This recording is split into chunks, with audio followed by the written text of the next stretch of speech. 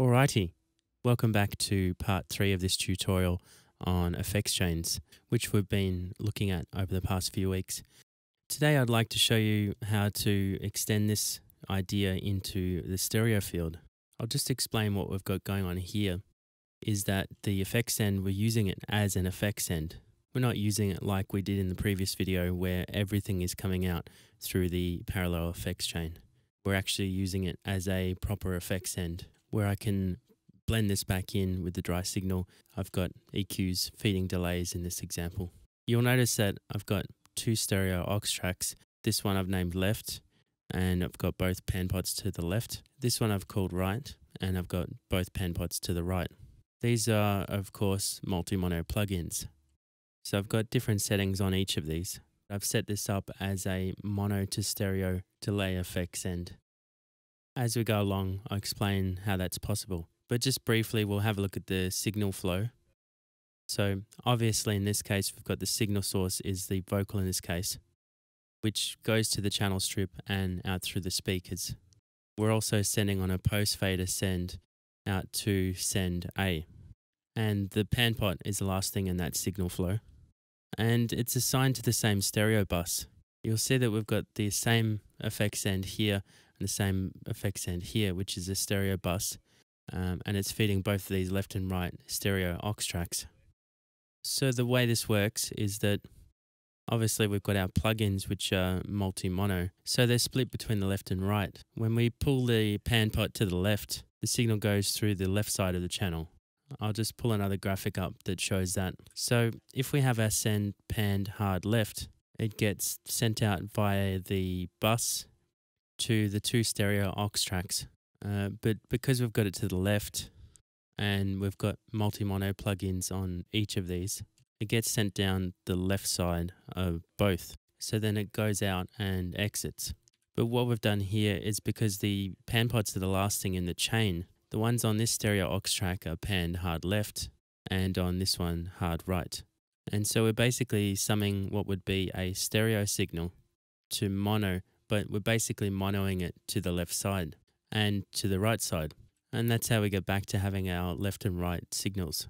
If we've got it panned to the right side, it goes to both stereo aux tracks via the bus end that we've got.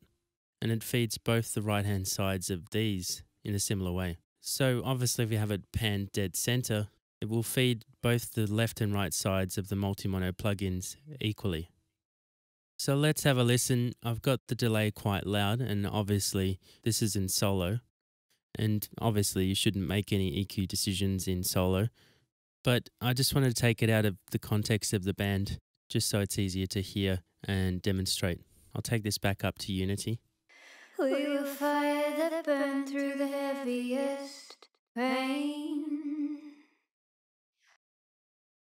Now, if you're watching closely, you would have noticed that because we've got this over on the left-hand side, it's feeding both the left-hand sides of these two channels here. And if you have a really keen ear, you notice that what we've got is basically mono. Let's have a listen here without the dry signal. We will fire that burn through the heaviest pain. I'll just flick it over to the right-hand side here. We'll get this back in context with the dry vocal.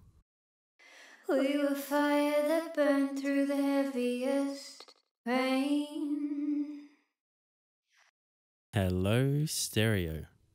So how is this possible? So we've got that, and that's exactly the same. On this, we've got that, and then exactly the same settings. And that's on the left side. But if we flick over to the right-hand side, and these settings, they aren't important. The important thing is to understand the signal flow and how I'm able to achieve stereo from this. All right, so we'll just bring up both of these plugins. This one on the left channel, on the right channel. And we'll switch over to the right-hand side of the plugins. And you'll notice that this EQ here is different from this one. This is part of the reason why we're able to get stereo. Because if you notice, we'll go back to the left-hand side. We've got the same on both sides. Stereo is a product of differences on either side. If we're listening to the same thing on both sides, essentially the speakers are going to form an image in the middle, and that's going to be mono. The same thing with these delays, and they're both exactly the same. If we flick over to the right-hand side of the send or the multi-mono plugins, there are, what have we got here? We've got slight differences in timing, 75 or 76 milliseconds there. We've got 86 milliseconds here. And you'll notice that the rate and the depth are both different from the left channel to the right channel on the right-hand side of the multi-mono plugins. And it's because this is different to this that the signal spreads out. A bit of a rookie mistake is try and double your guitars by duplicating it across to the opposite side of the stereo field, and then don't understand why it still sounds mono, why it still sounds like it's in the middle. And it's because there's not enough differences on the duplicate. You have to mess with it. And so this is messing with it. This is how you get stereo. So if you apply this concept to anything, basically the way I've gone about setting this up is to make the output of the vocal mono, and to mute one side, we'll just pretend that they aren't there anymore. I put the EQ there and left it blank. And I proceeded to make some changes here on the left-hand side, which it defaults to, and then went back and EQ'd it. And I did that with the send all the way over to the left so that we're accessing the left-hand side. And so in doing that, Always kept standing strong while they went down in flame. Always kept standing strong while they went down in flame. so I made my EQ decisions listening through the delay rather than setting up the EQ first and then setting up the delay. It didn't make much sense for me to do it that way because the delay is going to interact in a certain way with the voice. And then what I ended up doing, you flick this over to the right-hand side so that we're now accessing the right-hand side of the multi-mono plugins. And then I went on to the right-hand side of this plugin and adjusted and chose the shorter delay, set up the stereo side of it. And once I did that, I obviously went back to the right-hand side and EQ'd that. And then what I did is I simply dragged and copied these down.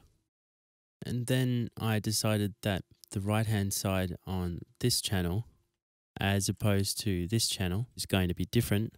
And started off by going into the right-hand side parameters, and I think I changed that to 86 or something. And then, messed with a bit of feedback, changed these settings, blah, blah, blah.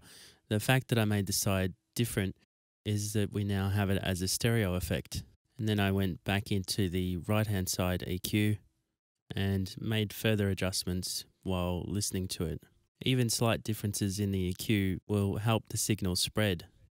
The more commonality between the two channels, the less likely it is that it will spread out. The more differences, the wider it's going to be. You might have also noticed that I'm running a longer delay for the mono side. It's more or less a slap delay, really. It's in that kind of time domain, and that's to get it out of the way of the drive vocal.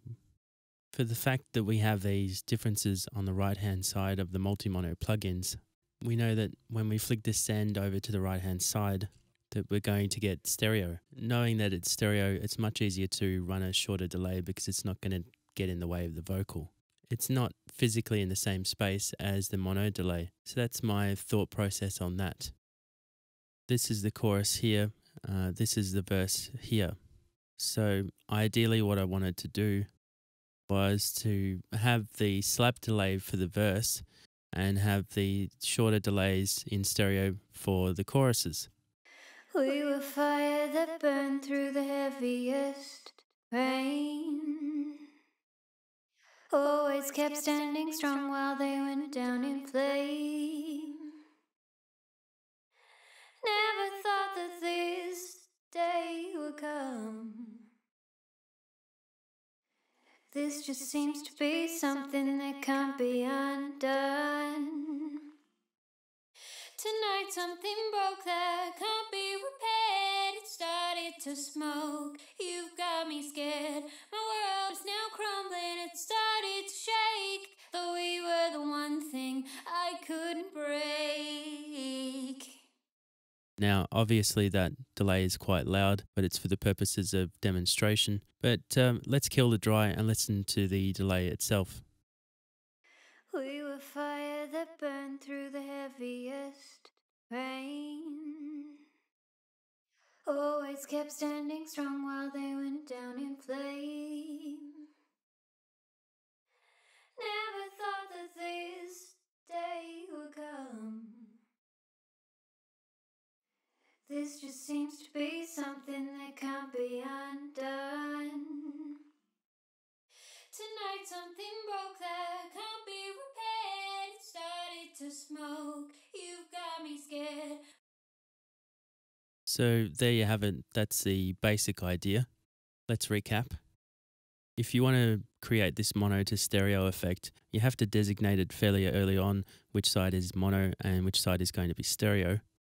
It's much easier to copy down these settings and then go into the side that you want to make stereo and make your changes. And it's actually more musical because obviously when you get into this, if you change the delay, it changes the way that it interacts with the voice.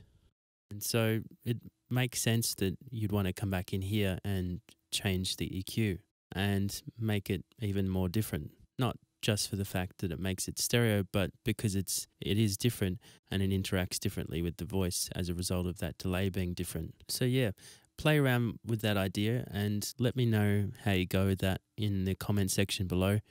Until next time, happy mixing. If you have any questions, comments, ideas, or require mixing services, please contact me at yamahadrums2009@hotmail.com and please subscribe to remain informed of future video releases.